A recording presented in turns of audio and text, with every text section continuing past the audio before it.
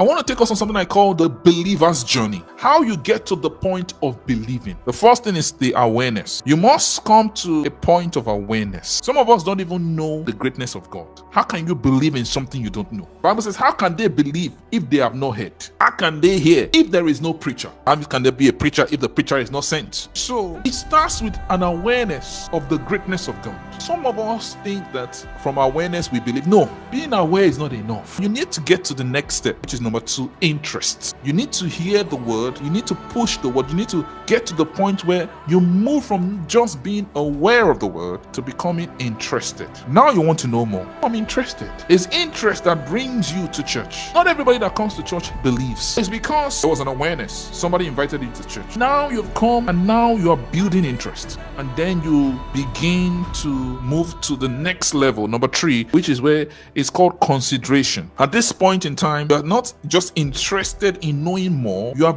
considering the fact that this thing can be true. There's something about this thing. Interest is different from consideration. Interest is, I'm interested, let me know more about it.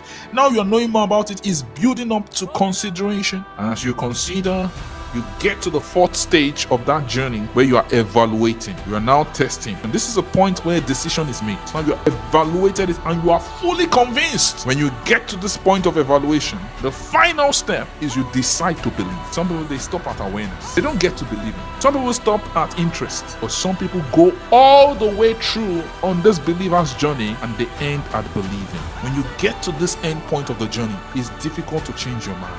You become fully persuaded. The Bible says about Abraham, he was fully persuaded that he who had promised is able to do it, because he had gone through this journey. He wasn't just aware of God. He didn't just have interest in God. He wasn't just having full consideration or evaluating. He had gotten to the point of full persuasion. The Bible says faith comes by hearing, and hearing the word.